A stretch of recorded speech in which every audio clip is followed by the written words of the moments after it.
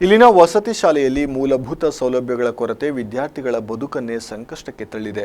ಒಂದೇ ಕೊಠಡಿಯಲ್ಲಿ ಸುಮಾರು 30 ವಿದ್ಯಾರ್ಥಿಗಳು ವಾಸಿಸುತ್ತಿದ್ದು ಆರೋಗ್ಯ ಸಮಸ್ಯೆಗಳು ಹೆಚ್ಚುತ್ತಿರುವ ಆರೋಪ ಕೇಳಿಬಂದಿದೆ.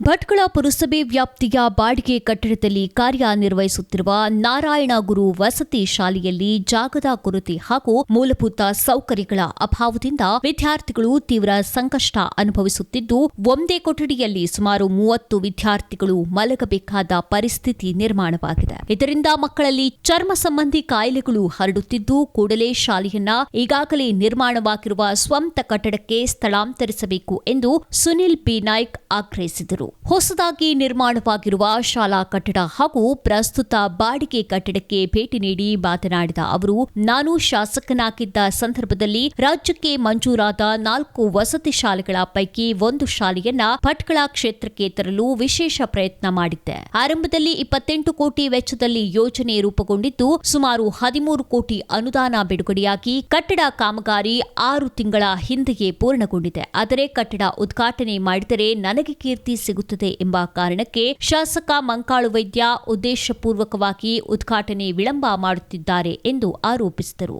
ನನ್ನ ಹೆಸರಿನ ಬ್ಯಾನರ್ಗಳನ್ನು ಉದ್ಘಾಟನಾ ಕಾರ್ಯಕ್ರಮದಲ್ಲಿ ಹಾಕಬಾರದು ಎಂದು ನಾನು ನನ್ನ ಕಾರ್ಯಕರ್ತರಿಗೆ ಮನವಿ ಮಾಡುತ್ತೇನೆ. ಕಾಂಪೌಂಡ್ ಕಾಮಗಾರಿ ಪೂರ್ಣವಾಗಿಲ್ಲ ಎಂಬ ನೆಪ ಹೇಳಲಾಗುತ್ತಿದೆ. ಅದಕ್ಕೆ ಸರ್ಕಾರದ ಬಳಿ ಹಣವಿಲ್ಲದಿದ್ದರೆ ನನ್ನ ಸ್ವಂತ ಖರ್ಚಿನಲ್ಲಿ ಕಾಂಪೌಂಡ್ ನಿರ್ಮಿಸಿಕೊಡಲು ಸಿದ್ಧನಿದ್ದೇನೆ. ಆದರೆ ಮಕ್ಕಳ ಶಿಕ್ಷಣ ಮತ್ತು ಆರೋಗ್ಯದ ವಿಚಾರದಲ್ಲಿ ರಾಜಕೀಯ ಮಾಡಬಾರದು ಎಂದು ಹೇಳಿದರು. ಪ್ರಸ್ತುತ ಶಾಲೆ ಕಾರ್ಯನಿರ್ವಹಿಸುತ್ತಿರುವ ಕಟ್ಟಡಕ್ಕೆ ಸರ್ಕಾರ ಪ್ರತಿ ತಿಂಗಳು ಸುಮಾರು 1.80 ಲಕ್ಷ ಬಾಡಿಗೆ ಪಾವತಿಸುತ್ತಿದ್ದು, ಈ ಕುರಿತು ಕೂಡ ಪ್ರಶ್ನೆ ಎತ್ತಿದ ಅವರು, ಬಾಡಿಗೆ ಕಟ್ಟಡದ ಮಾಲೀಕರೊಂದಿಗೆ ಯಾವುದಾದರೂ ಒಳ ಒಪ್ಪಂದವಿದೆಯೇ ಎಂಬ ಅನುಮಾನ ಮೂಡುತ್ತಿದೆ ಎಂದು ಟೀಕಿಸಿದರು. ಬಹಳ ಪಾಲಕರು ಬಹಳ ದಿವಸದಿಂದ ತಮ್ಮ ಅಳಲನ್ನು ತೋಡ್ಕೊಂಡಿದ್ದು ನಾರಾಯಣ ಗುರು ವಸತಿ ಶಾಲೆ ಏನಿದೆ, ಈಗಾಗಲೇ 22ನೇ ಇಸ್ವಿಯಲ್ಲಿ ಮಂಜೂರಿ ಆಗಿರ್ತಕ್ಕಂಥದ್ದು. ಈಗಾಗಲೇ 6 ತಿಂಗಳಾಯಿತು ಪ್ರಾರಂಭ ಆಗಿ. ಇನ್ನೂ ಹೊಸ ಕಟ್ಟಡಕ್ಕೆ ಸ್ಥಳಾಂತರ ಆಗಲ್ಲ ಅಂತಕ್ಕಂಥ ದೂರು ಬಹಳಷ್ಟು. ಬಹುಶಃ ನನಗೆ ಒಂದು 50ರಿಂದ 75 ಪಾಲಕರು ಬಂದು ನಮ್ಮ ಮಕ್ಕಳ ಸಮಸ್ಯೆಗಳ ಬಗ್ಗೆ, ಇವತ್ತು ಮಕ್ಕಳ ಸ್ಕಿನ್ ಸಮಸ್ಯೆ ಬಗ್ಗೆ, ಈಗಾಗಲೇ ಬಟ್ಟೆ ಒಣಗುವುದಿಲ್ಲ, ಭಾಳ ಕಷ್ಟಗಳನ್ನು ಹೇಳ್ಕೊಂಡಿರ್ತಕ್ಕಂಥದ್ದು. ನಾನು ಕೂಡಲೇ ವಿಸಿಟ್ ಮಾಡಬೇಕು ಅಂತಕ್ಕಂಥ ದೃಷ್ಟಿಯಿಂದ ಇವತ್ತು ನಾರಾಯಣಗೂಡು ವಸತಿ ಶಾಲೆಯನ್ನು ಬಾಡಿಗೆ ಕಟ್ಟಡದಲ್ಲಿ ನಡೆಸ್ತಾ ಇದ್ದಾರೆ, ಅದಕ್ಕೆ ಒಂದು ವಿಸಿಟ್ ಕೊಡುವಂಥ ಕೆಲಸ ಮಾಡಿದೆ. ಇವತ್ತು ಸ್ವಂತ ಕಟ್ಟಡ ಏನಾಗಿದೆ ಅದಕ್ಕೂ ಅಲ್ಲಿ ವಿಸಿಟ್ ಕೊಡುವಂಥ ಕೆಲಸ ಮಾಡಿದೆ. ನಾನು ಇಲ್ಲಿಯ ಸ್ಥಳೀಯ ಶಾಸಕರಿಗೆ ವಿನಂತಿ ಮಾಡ್ಕೊಳ್ತೇನೆ, ಯಾಕೆ ನೀವು ವಿಳಂಬ ಮಾಡ್ತಾ ಇದ್ದೀರಿ?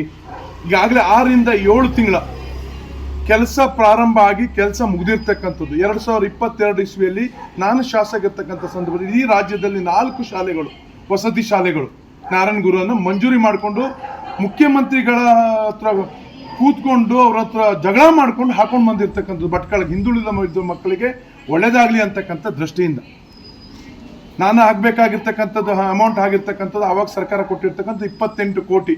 ಈಗ ಅದನ್ನು ಬೈಫರ್ಕೇಶನ್ ಮಾಡಿ 13 ಕೋಟಿಗೇನೋ ತಂದು ಇವತ್ತು ಕೆಲಸ ಮಾಡಿದ್ದಾರೆ. ಸಂತೋಷ. ಅದನ್ನು ಆದಷ್ಟು ಬೇಗ ಉದ್ಘಾಟನೆ ಮಾಡಬೇಕು ಅಂತಕ್ಕಂಥ ವಿನಂತಿಯನ್ನು ಭಾಳಷ್ಟು ದಿವಸದಿಂದ ಹೇಳ್ತಾ ಇದ್ದೇನೆ. ಇವತ್ತು ಏನು ಶಿಕ್ಷಣದ ಹರಿಕಾರರು, ಶಿಕ್ಷಣದ ಉದ್ಧಾರಕರು ಅಂತಕ್ಕಂಥ ಬಿರುದನ್ನು ತಾವು ಹೊಗಲು ಕೊಟ್ಕೊಂಡಿರ್ತಕ್ಕಂಥ ಇಲ್ಲಿಯ ಸ್ಥಳೀಯ ಶಾಸಕರಾಗಿರ್ತಕ್ಕಂಥ ಮಂಕಾಳು ವೈದ್ಯರನ್ನ ಕೇಳಲಿಕ್ಕೆ ಬಯಸ್ತೇನೆ.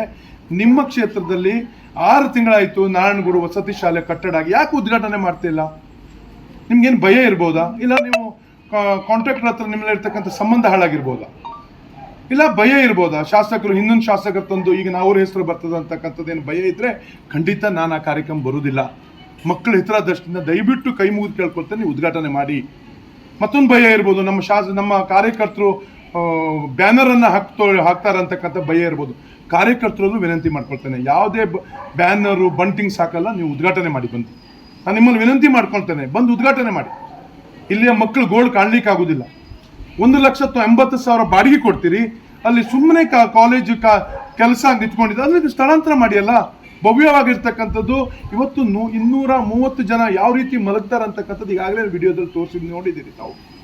230 ಸ್ಟ್ರೆಂತ್ ಇರ್ತಕ್ಕಂಥ ಈ ಒಂದು ಮಕ್ಕಳನ್ನು ಆದಷ್ಟು ಬೇಗ ಸ್ಥಳಾಂತರ ಮಾಡಿ, ಈ ಬಾಡಿಗೆ ಕಟ್ಟಡದಿಂದ ಅವ್ರಿಗೆ ಮುಕ್ತಿ ಕೊಡಿಸಿ ಅಂತಕ್ಕಂಥ ಮಾತನ್ನು ವಾಹಿನಿ ಮುಖಾಂತರ ವಿನಂತಿಯನ್ನ ಮಾಡ್ಕೊಳ್ತಾ ಇದ್ದೇನೆ. ಈ ವೇಳೆ ಮಾತನಾಡಿದ ವಿದ್ಯಾರ್ಥಿಯೊಬ್ಬರ ಪಾಲಕರಾದ ಮಂಜುನಾಥ್ ನಾಯ್ಕ್, ಜಾಗದ ಕೊರತೆಯಿಂದ ವಿದ್ಯಾರ್ಥಿಗಳು ಮಲಗುವ ಕೊಠಡಿಯಲ್ಲೇ ಬಟ್ಟೆ ಒಣಗಿಸಬೇಕಾಗಿದೆ. ರಾತ್ರಿ ಬಟ್ಟೆಯಿಂದ ಬಸರುವ ನೀರು ಮಕ್ಕಳ ಮೈಮೇಲೆ ಬೀಳುವುದರಿಂದ ಚರ್ಮ ಸಂಬಂಧಿ ಸಮಸ್ಯೆಗಳು ಕಾಣಿಸಿಕೊಳ್ಳುತ್ತಿವೆ. ಶಿಕ್ಷಣದಲ್ಲಿ ಯಾವುದೇ ತೊಂದರೆ ಇಲ್ಲದಿದ್ದರೂ ಮೂಲಭೂತ ಸೌಕರ್ಯಗಳ ಕೊರತೆ ತೀವ್ರವಾಗಿದೆ ಎಂದು ಹೇಳಿದರು. ಒಂದು ಕೊಠಡಿಯಲ್ಲಿ 30 ವಿದ್ಯಾರ್ಥಿಗಳು ವಾಸವಾಗಿದ್ದು ಕೇವಲ 2 ಶೌಚಾಲಯ ಮತ್ತು 2 ಸ್ನಾನಗೃಹಗಳಿವೆ. ಇದರಿಂದ ವಿದ್ಯಾರ್ಥಿಗಳಿಗೆ ಸಮಯಕ್ಕೆ ಸರಿಯಾಗಿ ಸ್ನಾನ ಹಾಗೂ ವೈಯಕ್ತಿಕ ಶುಚಿತ್ವ ಕಾಪಾಡಿಕೊಳ್ಳಲು ಸಾಧ್ಯವಾಗುತ್ತಿಲ್ಲ. ಕೆಲವೊಮ್ಮೆ ಸ್ನಾನ ಮಾಡದೆ ತರಗತಿಗೆ ಹೋಗುವ ಪರಿಸ್ಥಿತಿಯೂ ನಿರ್ಮಾಣವಾಗಿದೆ. ವಿಶೇಷವಾಗಿ ವಿದ್ಯಾರ್ಥಿನಿಯರು ಹೆಚ್ಚಿನ ತೊಂದರೆ ಅನುಭವಿಸುತ್ತಿದ್ದಾರೆ. ಇಂತಹ ವಾತಾವರಣದಲ್ಲಿ ಉತ್ತಮ ಶಿಕ್ಷಣ ಹೇಗೆ ಸಾಧ್ಯ ಎಂದು ಅವರು ಪ್ರಶ್ನಿಸಿದರು. ಇಲ್ಲಿ ಸಮಸ್ಯೆ ಏನಂದ್ರೆ ನನ್ನ ಮಕ್ಕಳಿಬ್ಬರು ಇಲ್ಲಿ ಓದ್ತಾ ಇದ್ದಾರೆ. ಇಲ್ಲಿ ಮಲಗಲಿಕ್ಕೆ ಜಾಗದ ಸಮಸ್ಯೆ ಇದೆ ಮಕ್ಕಳಿಗೆ, ಟಾಯ್ಲೆಟ್ ಬಾತ್ರೂಮ್ ಸಮಸ್ಯೆ ಇದೆ. ಮತ್ತೆ ಏನು ಬಟ್ಟೆ ತೊಳೆದು ಗಾರ್ಗ ಹಾಕ್ತಾರೆ ಅದ್ರ ಕೆಳಗಡೆ ಮಲ್ಕೋಬೇಕು. ಮಲಗಿದ್ರೆ ಬಟ್ಟೆ ತೊಳೆದ ನೀರು ಮಕ್ಕಳ ಮೇಲೆ ಬೀಳ್ತಾ ಇದೆ ಅಷ್ಟೇ. ಮಕ್ಕಳಿಗೆ ಎಜುಕೇಷನಲ್ಲಿ ಏನೂ ಸಮಸ್ಯೆ ಇಲ್ಲ. ಇಲ್ಲಿ ಮಲಗೋಕೆ ಪಾಪ ಊಟ ತಿಂಡಿ ಕೂತ್ಕೊಳ್ಳಿಕ್ಕೆ ಸಮಸ್ಯೆ ಇದೆ. ಬಟ್ಟೆ ತೊಳಕ್ಕೆ ಏನು ಹೇಳ್ತೀವಿ ನಾವು ಅಂದರೆ ಅವ್ರಿಗೆ ಮೂಲಭೂತ ಸೌಕರ್ಯದ ಕೊರತೆ ಭಾಳ ಇದೆ. ಒಂದು ರೂಮಲ್ಲಿ 30 ಜನ ಮಲಗ್ತಾರೆ. ಹಾಗಾಗಿ ಒಂದು ರೂಮಲ್ಲಿ 8 ಟಾಯ್ಲೆಟು 8 ಬಾತ್ರೂಮ್ ಇದೆ. ಹಾಗಾಗಿ ಅದರಲ್ಲಿ ಒಂದು ಹಾಳಾಗಿದೆ. ಒಂದೊಂದು ಮಕ್ಕಳು ಇರೋದ್ರಿಂದ ಅವರು ಹಾಳು ಮಾಡ್ಕೊಂಡಿದ್ದಾರೆ. ಅದು 30 ಜನಕ್ಕೆ ತುಂಬ ಕಷ್ಟ ಆಗುತ್ತೆ. ಅದು ಹುಡುಗಿರಿಗೆ ಇನ್ನೂ ತುಂಬ ಕಷ್ಟ ಆಗುತ್ತೆ. ಗಂಡು ಮಕ್ಳಿಗೂ ತುಂಬ ಕಷ್ಟ ಆಗುತ್ತೆ. ಕೆಲವು ದಿನ ಸ್ನಾನನೇ ಮಾಡಲ್ಲ. ನನ್ನ ಮಗ ಹೇಳ್ತಿದ್ದೇನೆ ಆ ಟೈಮಿಂಗ್ಸಲ್ಲಿ ಏನೋ ಹೆಚ್ಚು ಕಮ್ಮಿ ಆದ್ರೆ ಸ್ನಾನ ಮಾಡ್ಲಿಕ್ಕೂ ಆಗುದಿಲ್ಲ ಪಾಪ ಅಂತೇಳಿ. 7 ಮಕ್ಕಳು ಓದ್ತಾ ಇದ್ದಾರೆ. ಹಾಗಾಗಿ ಅವ್ರ ಮಕ್ಕಳ ಸಮಸ್ಯೆಗಾಗಿ ಮಾತಾಡ್ತಾರೆ.